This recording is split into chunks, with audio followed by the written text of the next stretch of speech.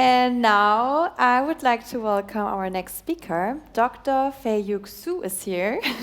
Maybe some of you know her. She's the Senior Vice President and Global Head of Artificial Intelligence at SAP. A big applause for Feiyu. And I must say, I'm really, really proud to have you here on stage. You're like the coryphée of AI for what I learned about you online already. You have your focus on AI platforms and big data, text analytics. You're Forbes top 50 women in tech in 2019. I'm already so excited I can't speak anymore. No, I would like to hand over to you, and yeah, thank you for being here. Thank you so much. Yes. Let me start with talking about John and Mary. John loves Mary, and John loves Mary for 30 years. And for this one simple sentence, in 90s, it took AI software several minutes in order to understand John is the subject, Mary is the object, the verb is love. Now, I think most of us use Google Translate and the machine translation system, right? It took our machine translation system millisecond in order to translate thousands of sentences, right? Therefore, the progress of computing, hardware, and big data, machine learning, in particular deep learning, and also knowledge graph. And this big progress accompanied us in the last 30 years. Therefore, we can listen to also RTL use computer vision technologies. And I want to ask you one question. Did you use your face to unlock your mobile phones today? Please raise your hand. Most of you. And when you type into your mobile phones for SMS and also emails, does your computer mobile phone complete some words? And some of you use smart speakers and also apps for media, right? Did your smart speaker like Alexa and also Google Home propose some new songs and new movies in the recent days? Please raise your hand. Now I'm so excited, right? As AI scientist, I see AI is in our private life, right? It's convenient and it's comfortable, right? And as we listened to the talk before, we are lazy. We are happy that we use our face without typing words in order to unlock the mobile phones. And but we want to be also lazy, comfortable in our corporate life, as employees, as CTOs, as CFOs, as account manager, right?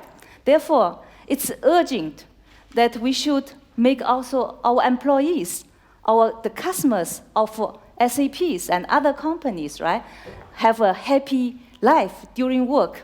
Let's think about the travel expenses. As I guess some of you live in Berlin, but some of you travel from somewhere else, right? After this nice Rise of AI conference, the first boring thing is the travel expense report, right? Some of us are lucky we have our assistants, right? But for our assistant, it's still a boring job, right? The taxi receipt and the hotel receipt, right? And it will be nice if AI can provide application do this boring travel expense report automatically. And the second example is even more important for manufacturing company, right? If the spare parts will be defected, it will be great if these applications can order the spare parts on demand before the damage, right? Otherwise, we cannot deliver. We cannot be successful. Our customers will not be happy. And also, during we joined this conference, I think some of us are so attractive by the talks, right? We will not read our emails. But sometimes we are bottleneck, but we don't want to be a bottleneck, right? It will be cool that some email processing applications can read our email, even understand the attachment, and also forward to the people who should do it. And we can listen to the talks, do some other things, right? Therefore, all these kind of applications and examples need AI in order to make our employees happy, make us happy, and make our companies successful. This is what AI should help running successful business processes. I want to share with you at SAP how we think AI can contribute to the business value for our customers. There are three major pillars.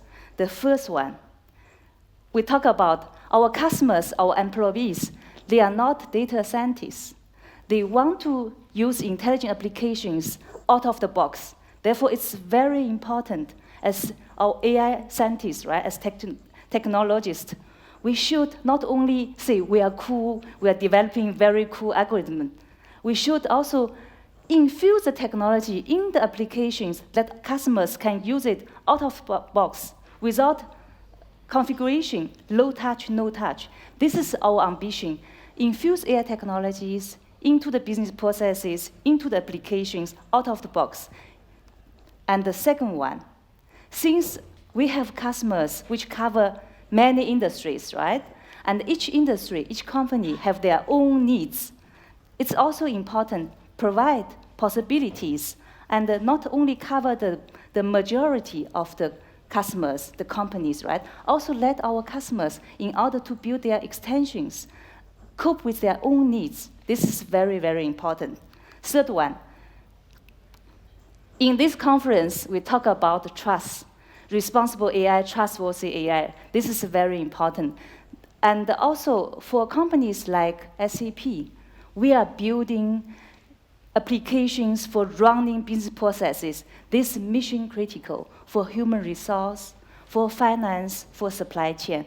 Therefore, for us, it's also very important. Trustworthy AI, responsible AI. I want to share with you some examples about infusing AI technologies into business processes. I don't know whether, I think many CEOs and CTOs, CEOs, they are familiar with business processes in the company, right? Let me start with 4 very important end-to-end business processes. So let me start with the first one. I use the keywords, lead to cash. What do you think about behind the lead to cash? Patrick?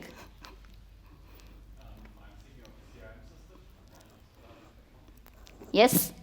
Actually, lead to cash, it means in the very beginning, you identify who are your potential market, potential customers, and then closing the contract, and then make sure you deliver and get money paid by your customers, right? This is lead to cash. And the AI can really help to identify the potential customers, right? The market, and also innovative market, right? And also help you close the contract in a compliant way. Furthermore, document information extraction, natural language processing, object recognition can help you to process the invoices and purchase orders in such an efficient way you can get your cash flow very fluently, right? This is what AI can contribute, lead to cash. Make the, as I mentioned, right, turn perspective into lifelong customers. Second, I call it design to operate. Design is so, the word actually, in the real world, design means also design a product. I give you example in manufacturing company, right?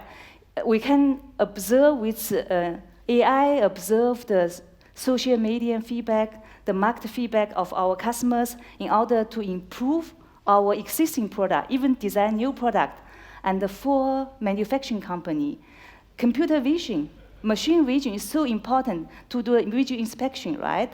And also, this is very good example how machine vision, computer vision can contribute smart manufacturing. And also, if you have an assembly line, you have 50 workers, right? How can you plan your assembly line in an efficient way? The production scheduling. I had a very positive experience with one company. Before with AI, the 2 senior engineers are needed in the early morning before the assembly line started. They did 2 hours in order to plan 22 assembly lines. After AI was used, it only need 2 seconds without human intervention, right? You see the efficiency and productivity really improve a lot. And the third one, source to pay. I will guide you a deep dive to this process. In the pandemic, and also in this global challenge time, right? Supply chain resilience is for each company very important, make us competitive. I will share with you some examples. And the third one, recruit to retire. With artificial intelligence, you make your workforce, right? From the selecting of the candidates, right? Screening the resumes, and also job descriptions, and also make the onboarding in a comfortable way. And also, how can you help your employees to develop themselves in the company, right? Recommendation of learning materials, and also recommendation of the further career steps. And therefore, recruit to retire are also very important. You see how important as companies like SAP for your companies, right? For your employees. From the customers to the cash flow, from design the product to make the production more efficient, be resilient with the supply chain, make your workforce happy. Now, let's go to a deep dive to source to pay. We have 4 business responsibles. Let me start with Edward. Edward, he is in the very beginning in this important end-to-end processes. We call it source to contract. Edward's job is he must to find the best suppliers for the company. And however, he has to make sure there's also alternative if there's risks. And what do you think AI can help? Please raise your hand if you have ideas, if you work on it. Yeah, please. Recommender systems, maybe benchmarking versus other companies and see what they're doing. And Philip, I think you have also ideas what you are working on. How can we make sure that he find the right supplier and avoid the risk? Understand early enough, getting an alert if things happen, and understanding what is the market out there. Yeah. Great. Therefore, you see, for the source to contract, there are solutions already which AI can help, right? Recommending the best suppliers, monitor the risks, right? And the second one, procure to receipt. This is Liz. She has a big responsibility because she has to make sure that the production will be successful. How can she make sure that the production will be successful? At first, she has to make sure what has been purchased arrive in time. And if the material will not arrive and production cannot continue, this is a disaster, right? And make sure if she has to monitor also the risks, right? If there's risks in certain area with natural disaster, and she has to react it. And how can AI help? Very natural, no-brainer. AI can monitor real time what happened all over the world, natural disaster, and also do prediction, see whether it's a delay of some materials, right? AI is so useful to make our company successful. And Chira's tasks in make sure that pay the right supply with the right amount, right? There are a lot of companies, CFOs told me, Fei, I told you, there are so many mismatch between the purchase order and the invoices, right? If you pay the wrong amount to the wrong suppliers and with the wrong purchase order, on the one hand, you lose your money. On the other hand, perhaps you get a warning from your suppliers, right? Therefore, what AI can do? AI can matching the purchase order with the supply invoices, and also see whether there's extract information from the invoices, provide structured information for the consistent check. And AI can do a lot for Bob. Bob is the guy who has to manage the suppliers. He has to monitor the suppliers. He has to see what happened with the suppliers. And what happened with the suppliers, right? I know there's a company who really monitor the suppliers, see what happened with the suppliers, whether it's a natural disaster, whether it's bankrupt, whether this supplier has management succession, all these kind of events can happen to the suppliers, right? Bob needs this AI support, these applications.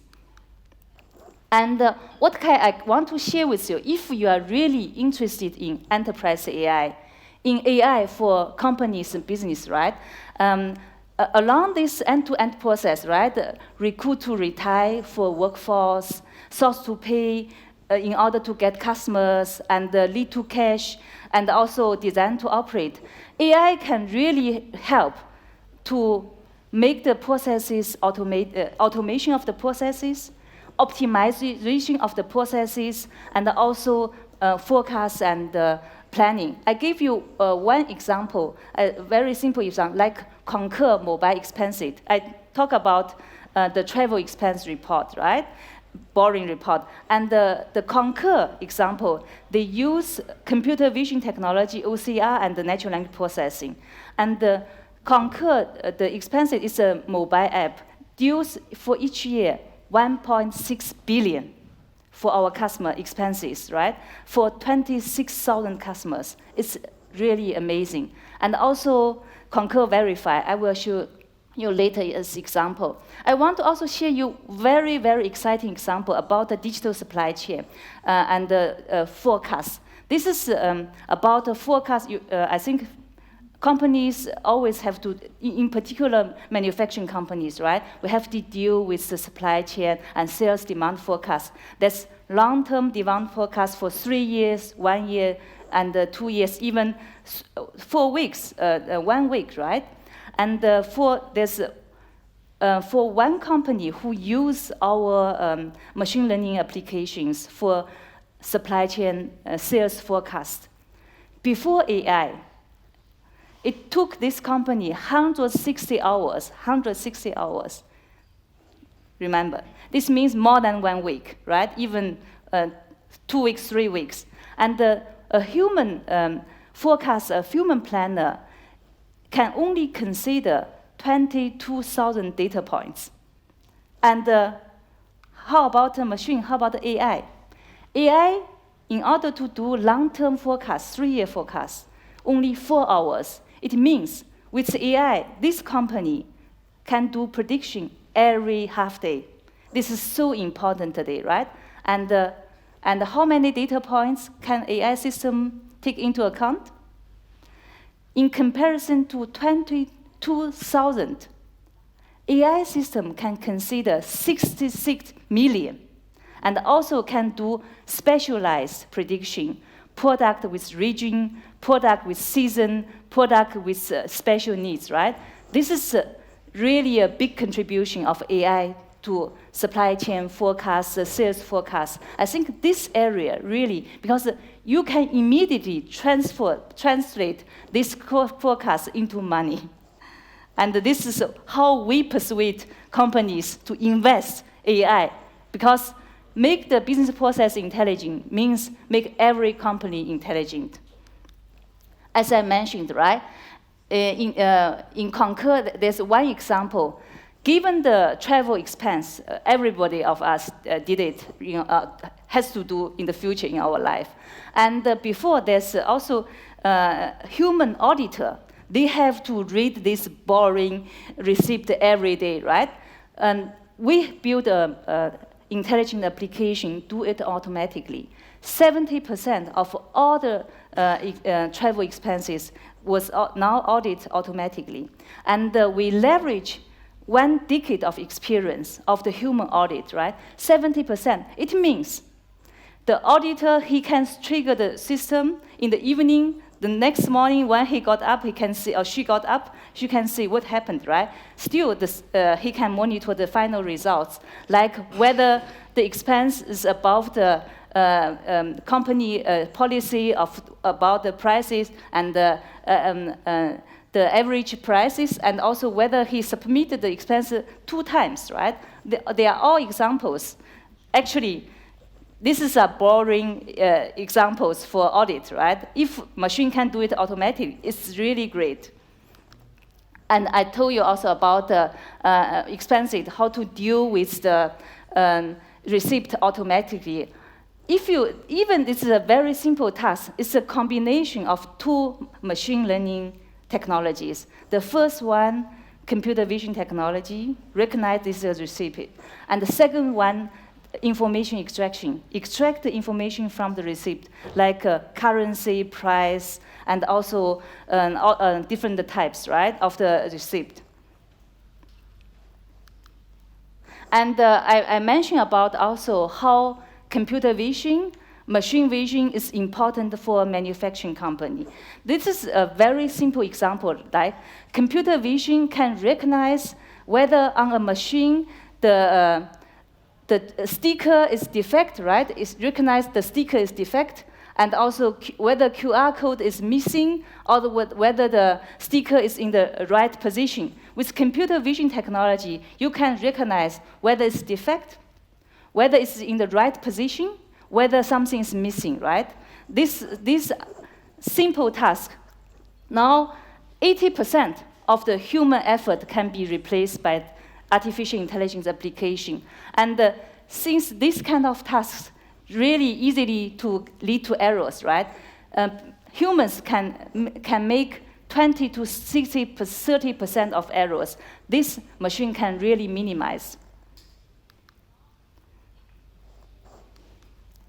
And as I mentioned, right, we SAP, we try to provide the standard reusable applications which can cover the majority of our customers. We have hundreds of thousands of customers, right? It's not so easy, scalable business model if we do co-innovation with each customers, right? Therefore, we need large pre-trained models in order to cope majority of the customers. However, for each industry, there are different needs, right? For manufacturing, if a company produce PC, it's different from a company produce cars, right? Therefore, for us, it's also important. On the one hand, we provide large pre-trained models which can cover the most needs of the most customers. On the other hand, the customers should be able to adapt to their own needs. Therefore, it's important that we call it adaptable innovation. I want to share with you a very simple overview of the portfolio of SAP's AI. First one, as I explained you already, out of the box. You have the application where AI is inside, right? For dealing with travel expense, demand forecast, all these things. Second one, you can also use the pre-trained models, build your own chatbot, build your own applications, infuse also the processing of emails into the overall processes. Third, we have also customers who have teams of data scientists. They build their own machine learning models, and we provide also platforms in order to let these customers to run their own machine learning models. The difference between enterprise AI, business AI is that there's a high standard of security and compliance, and we call it enterprise readiness. You cannot really ignore these kind of standards. Therefore, from SAP, the platform, the AI platform provided SAP, we also make sure that our customers can run their machine learning models in, we call it enterprise readiness. Now I want to close with the most, I think for many companies and customers, they're really curious how we can make sure that the applications we develop are trustworthy and we provide responsible AI. I want to share with you our experience and what we have done, right? I think it's really worthy to share with you. In 2018, SAP belonged to the pioneer companies in EU. We released the guiding principles for AI, which the value for SAP, in which scope we develop AI applications. In the parallel to the guiding principles, we also set up the governance. What does governance look like? We have within the company a steering committee which contains of human resource senior executives, legal experts, experts in technology, experts in engineering, and experts in marketing. This steering committee look together which kind of application we are going to develop and which kind of principles we should follow. In addition, of course, it's not enough that within the company we have this steering committee. We also have a panel, expert panel. We invited the experts from all over the world who are experts in AI ethics, and also in AI, also in legal framework. They also monitor us, supervise us. How can we do the things even better? And furthermore, not because many people say, oh, AI ethics, trustworthy AI, often this is only very theoretic, right? In order to make sure that AI ethics is implemented in SAP, in our products, in our application, we also build up a trustworthy AI workforce. And what does it mean? This means our employees should, when they work on AI, from the ideation to the validation to the productization and continuous improvement, every step we have guiding principles. And this year, from beginning of this year, Junior 1st, we released AI ethics policy for all the employees at SAP and make sure that when they work with data, when they work with AI applications, at which stage they should consider which guiding principles, which kind of front runners examples they can take into account. If they have a concern, which kind of escalation paths they have, the governance. I think this is really I want to share with all of you. And of course, we have to learn also, in particular, if we are working on business applications and it contributes to decision making of many companies, trustworthy AI, explainability, and transparency is very important, right? Because we know deep learning, in many cases, are still black box. And in the explainability of AI is still in the beginning of the research, right? Some of these points can be integrated into applications to the commercialization. I think it's an evolution.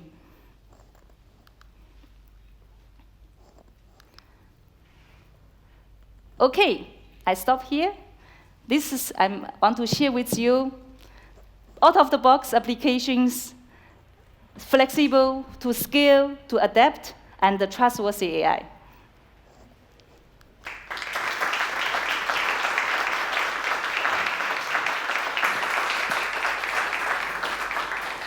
Wow, great cross-section through AI, I guess. I have one question. You highlighted 4 areas in the beginning that are already capabilities that you have in your company. And I wonder, is there any application that you see in the future which is still in its infancy to come? Is there any new application in the future that you see from SAP coming? Yes, there are a lot, right? Really a lot. For example, I have been working in the area of natural language processing, right? The first thing is how can we use natural language processing, conversational AI to make the interaction between the users and the software applications more natural, right? Therefore, we are working also on digital assistant. We call it digital assistant for each application. It means you just have to talk to the application, and this application will do the travel expense report for you, right? But this is so simple. But if you look at the technology in details, right, it means you need different conversational technologies, not only understanding the language, you need a bot for the navigation. You don't have to click anymore, right? The bot will bring you to the right page. And then, since we are lazy, want to be comfortable, right? We want also this bot to fulfill the forms, templates for you. And the AI can fill perhaps partially the forms, but the AI should also think about it, complete the forms, and also just let you verify and submit.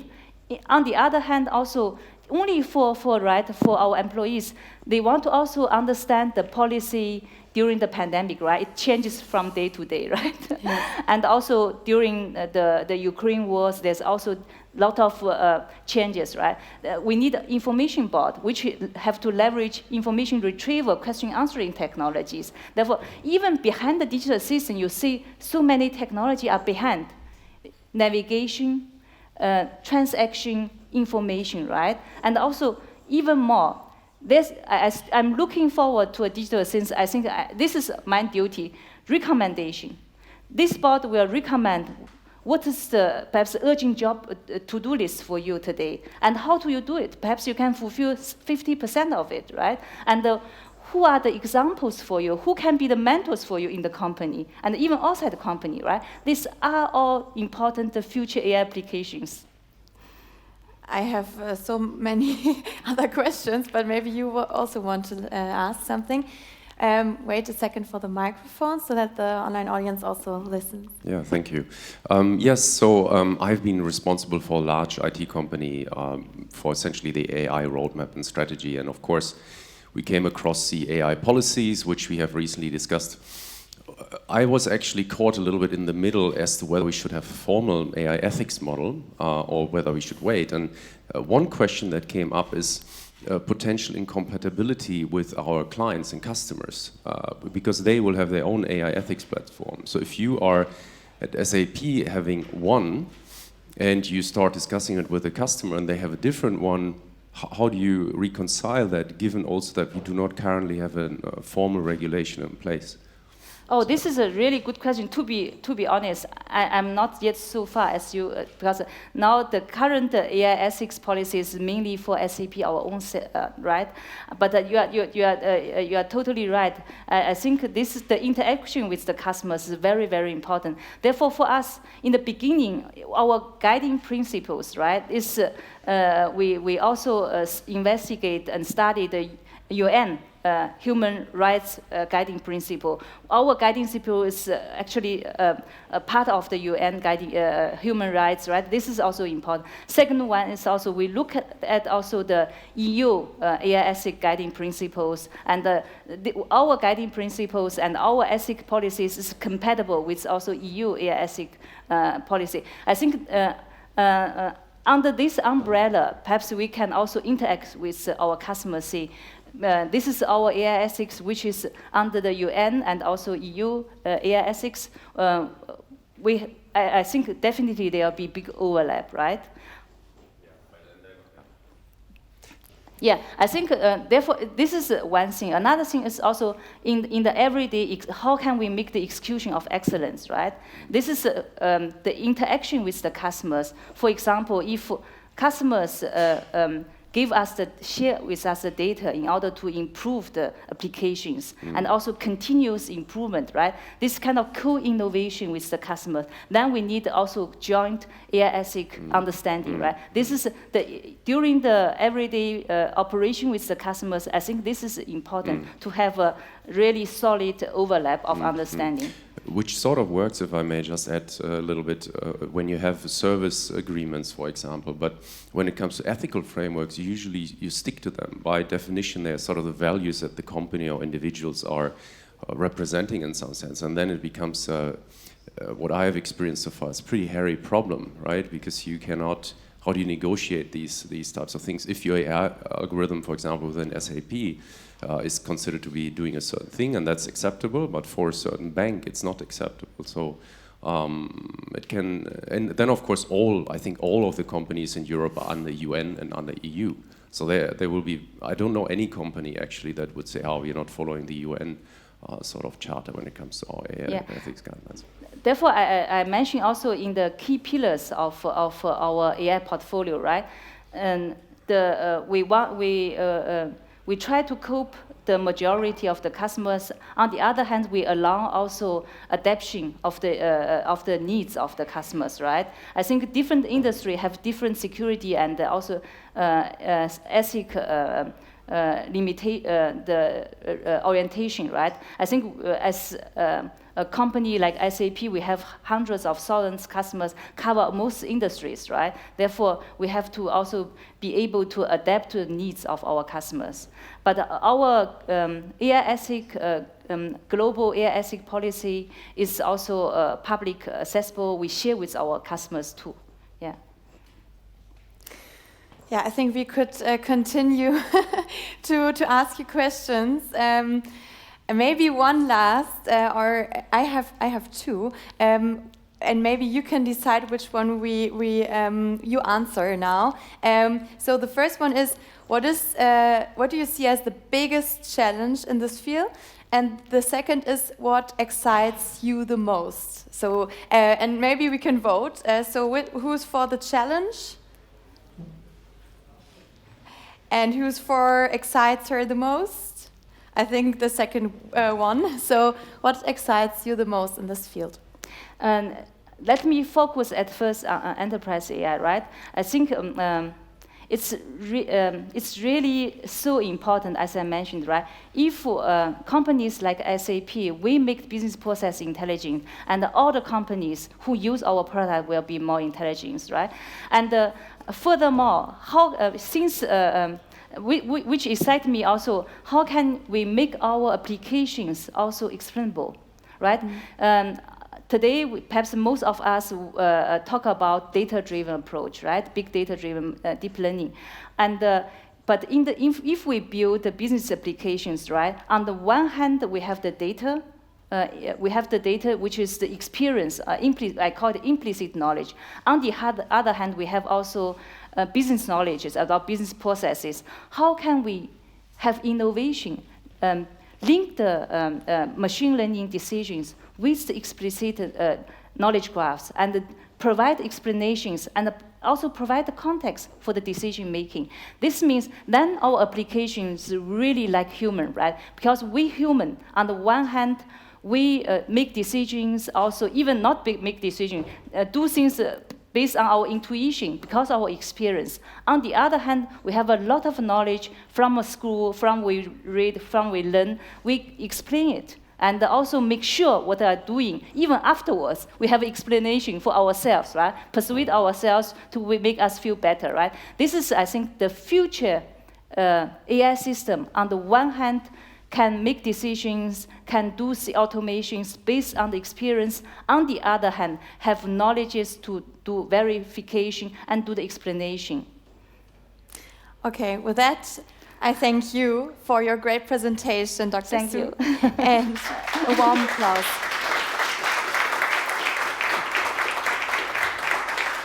Thank you so much.